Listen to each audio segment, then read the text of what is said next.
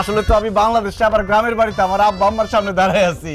শোনো, আমি এতক্ষণ আরবিতে তোমাদেরকে জিজ্ঞেস করতেছিলাম তোমরা কেমন আছো, অনেকদিন পরে তোমাদেরকে দেখে খুব ভালো লাগতেছে, শরীর স্বাস্থ্য ভালো? বউ, তুমি কোনো কথা বলতেছো না কেন?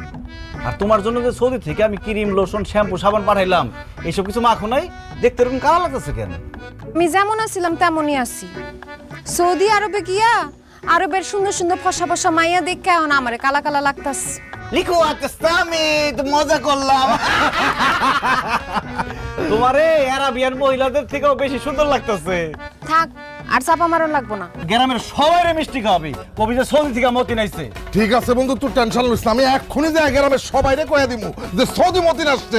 কি ব্যাপার আব্বি আম্মি সাদিয়া পারুল, তোমরা এরকম পুরান জামা কাপড় পরে দাঁড়িয়ে রয়েছো কেন? যতদিন আমি বাড়িতে আছি ততদিন তোরা পুরান জামা কাপড় গায়ে দিতে পারবি না। আরে আমি সৌদির বাদশাহ মোহাম্মদ বিন সালমানের কোম্পানিতে চাকরি করছি, আমার আশেপাশে সবাই সবসময় নতুন জামা কাপড় পরে থাকতো।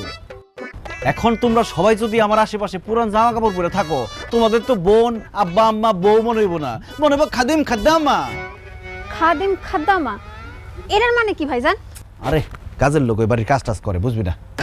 আমি সৌদি থেকে এত বছর পরে আসছি, সৌদিতে 2000 টাকা কামাইছি, আমি আমার মা বাবা বোনের জন্য আনবো না? আনবেন, ভালো কথা। সবার জন্য 2-1টা করে আনেন, অল্প অল্প আনেন, আপনার সাধ্য অনুযায়ী আনেন। এক একজনের 10টা 20টা করে দেওয়ার কি দরকার?